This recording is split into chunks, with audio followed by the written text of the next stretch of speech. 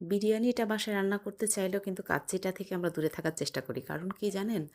আসলে বিরিয়ানিটা যত সহজে আমরা রান্না করতে পারি, কাচ্চিটা সহজে রান্না করতে চাই না। এই কারণে অনেক বড় একটা প্রসেসিং এই কারণে আমরা সহজে করতে চাই না। কিন্তু আমার মতো যদি অল্প সময় আপনার হাতে থাকে, আপনিও পারবেন অল্প সময়ের মধ্যে খুব দ্রুত কমপক্ষে ২ ঘন্টার মধ্যেই আপনার কিন্তু প্রসেসিংটা রেডি হয়ে যাবে। অর্থাৎ ২ ঘন্টার মধ্যেই কিন্তু আপনি কাচ্চিটা বাসাতে বানিয়ে খেতে পারবেন পরিবারসহ। তো যাই হোক, আমি খুব সহজ পদ্ধতিতে আপনাদেরকে দেখাবো। আমি এখানে ২ কেজি মাংস নিয়েছি। ২ কেজি মাংসর সাথে আমি আলু নিয়েছি ৮ টা থেকে ১০ টা এবং এখানে হচ্ছে আমি সবচেয়ে যেটা আসলে প্রয়োজনীয় জিনিস বাসমতি চাল, সেটা আমি তো অবশ্যই বাজার থেকে নিয়ে এসেছি, সেটার পরিমাণও ১ কেজি। আর টক দই আর শুধুমাত্র যে কাচ্চির মসলাটা আছে, সেই মসলাটা দিয়েই কিন্তু আমি পুরা প্রসেসিংটা কমপ্লিট করে ফেলবো ইনশাআল্লাহ। তো আপনাদের সাথে আজকে ওটাই আমি শেয়ার করব। আপনারাও খুব সহজে কিভাবে করতে পারেন। তো যাই হোক, আমি তো মাংসটা ধুয়ে নিয়েছি। এখন মাংসটাকে আমি মোটামুটি ১ম এই টক দই দিয়ে বেশি করে ম্যাশ করে নিয়েছি। তারপরে আদা, রসুন বাটা যা আছে দিলাম। আর সবচেয়ে বড় কথা হচ্ছে মসলার প্যাকেটের মধ্যে যেহেতু ২ টো মসলার প্যাকেট থাকে, একটা হচ্ছে আস্ত মসলা এবং আরেকটা হচ্ছে গুঁড়া মসলা। গুঁড়া মসলাটা কিন্তু আমি ২ ধাপে দিয়ে দিব। ১ম ধাপে হচ্ছে দিয়ে মাখিয়ে নিব ভালো করে। পরবর্তীতে শেষের দিকে কিন্তু আমি আবার মাংসটার উপর আবার মসলা দিয়ে কিন্তু মাখিয়ে নিব। আপনারাও আমার মতো যদি এই কাজটা করেন দেখবেন যে আসলে মাংস মানে ভিতরে যত মসলা আছে সব কিন্তু ঢুকে যাবে এবং খেতেও অসাধারণ লাগবে আলহামদুলিল্লাহ। তো যাই হোক, আমি বেরেস্তা ভেজে নিয়েছি আর বেরেস্তা তো অবশ্যই আপনাকে দিতে হবে। বেরেস্তা দিয়ে মাখতে হবে এবং হচ্ছে আপনার সবচেয়ে প্রয়োজনীয় জিনিস যেটা সেটা হচ্ছে আপনাকে সস তো দিতেই হবে। আর একটা আপনাকে কাজ করতে হবে সেটা হচ্ছে আপনার মাংসর মধ্যে যে স্মোকি ভাবটা সেটা নিয়ে আসতে হবে। আমি আসলে এই প্রসেসিংটা এখানে দেখাইনি। প্রসেসিংটা হচ্ছে কয়লা দিয়ে আপনি কয়লার বাটি একটু ভিতরে রেখে একটু ঢাকনা দিয়ে দিলেই কিন্তু আসলে পুরা মাংসটা স্মোকি একটা ভাব চলে আসবে। তো যাই হোক, এখানে ১ কেজি চালের জন্য যতটুকু পরিমাণ পানি লাগে, ওই পানিটা আমি বেশি না ৬ থেকে ৭ মিনিট একটু ফুটিয়ে নিব। তো পানিটা ফুটন্ত বলক যখনই চলে আসবে আমি একটু আদা, একটু রসুন বাটা দিয়েছি। আর আস্ত যে মসলার প্যাকেটটা পুরোটাই কিন্তু এখানে দিয়ে দিয়েছি।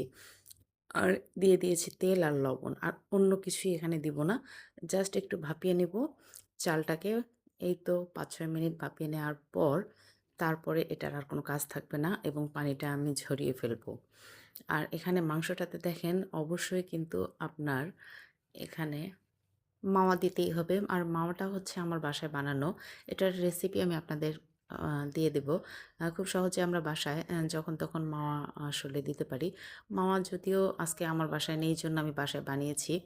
আর বেশিরভাগ সময় দেখা যায় মাওয়াটা যখন এই ধরনের রান্নাতে প্রয়োজন হয়, তখন যদি বাসায় না থাকে আমি বানিয়ে ফেলি।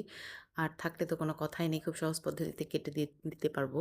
তো যাই হোক, সেটা কোনো কথা না। এটা আপনাদের ইচ্ছার উপর ডিপেন্ড করবে। আর রেসিপিটাও আমি একদিন দিয়ে দেবো আপনাদেরকে।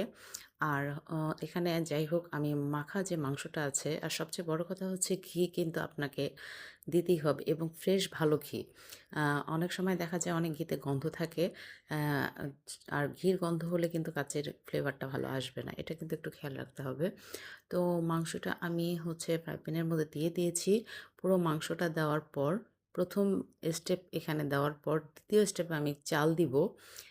চাল বলতে যে এটা এখনো যেহেতু চাল অবস্থায় আছে ভাতটা দিব।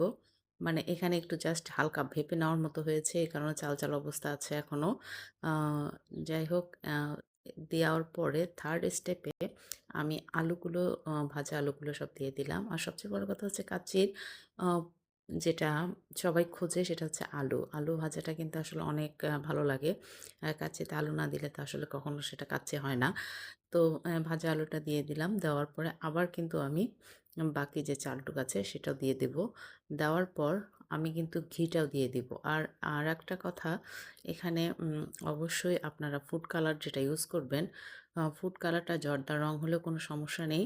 আ আমি জর্দার রংটা একটু হালকা কুসুম গরম পানির সাথে মিক্সড করে এখানে দিয়ে দিয়েছি। আর পাউডার যে দুধটা আছে, পাউডার দুধটা আসলে খুব সুন্দর একটা ফ্লেভার নিয়ে আসে।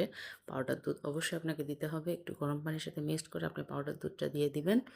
দেখবেন যে খেতে কতটা অসাধারণ লাগছে। এই যে আমি দিয়ে দিলাম। আর তারপরে হচ্ছে ঘি তো অবশ্যই আপনাকে দিতে হবে। তো যাই হোক এভাবে খুব সহজ মানে খুব সহজেই কিন্তু দেখেছেন আপনারা তো অবশ্যই বুঝতে পেরেছেন। খুব সহজেই আপনারা কিভাবে বাসায় বানিয়ে নিতে পারবেন এই কাচ্চিটা। আমরা কিন্তু আসলে অনেক সময় এই চিন্তা করি যে কাচ্চি তো অনেক ঝামেলার জিনিস আসলে এটা আ হচ্ছে বাসায় রান্না করার চেয়ে কিনে নিয়ে এসে খাওয়া অনেক ভালো বা আমরা বাইরে গিয়ে খেয়ে থাকি। কিন্তু আসলে মাঝে, মাঝে তো ইচ্ছাও করে যে বাসায় একটু বানাই বা রান্না করি বা পরিবারের সবাইকে নিয়ে একসাথে খাই বাসায় রান্না করা খাবারটা। তো যাই হোক এভাবে যদি আপনারা রান্না করেন দেখবেন যে খেতে কতটা অসাধারণ এবং কতটা সবাই পরিবারের লোকজন আপনাকে জন্য প্রশংসা করার পরিবারের লোকজনকে খুশি করতে পারলে তো আসলে সব মেয়েরাই অনেক শান্তি পায় জন্যই কথাটা বললাম। তো যাই হোক আপনার নেক্সট কাজটা হচ্ছে এই একটু পানি দিয়ে পানি দিয়ে মাখিয়ে সেটাকে মুখটাকে আরকি সিল করে দিতে হবে এবং ফ্রাই প্যানের ঢাকনায় যে ফুটাটা থাকবে সেটাও কিন্তু আপনারা বন্ধ করে দিবেন। আর এই যে দেখেন যে কত সুন্দর ঝরঝরে একটা কাচ্চি হয়েছে। আর আমি যখন এটা নামাচ্ছিলাম এত সুন্দর ফ্লেভার আসতেছিল। আপনারা ঘিটা কিন্তু মানে ১ম এও দেওয়ার চেষ্টা করবেন এবং পরেও দেওয়ার চেষ্টা করবেন। অর্থাৎ মুখটা ঢাকনা দেওয়ার আগেও কিন্তু উপরে ঘিটা বেশি করে দিয়ে দিবেন। দেখবেন যে খোলার সাথে, সাথে কত সুন্দর একটা ফ্লেভার চলে আসে। তো যাই হোক কাচ্চি তো আমার রেডি হয়ে গেল। আপনারা এভাবে বাসায় রান্না করে খাবেন। আর আমার রান্নাটা কেমন হয়েছে আপনারা অবশ্যই জানাবেন কমেন্টস করে। তো যাই হোক খোদা হাফেজ। আসসালামু আলাইকুম। আপনারা ভালো থাকবেন। আমাদের জন্য দোয়া করবেন।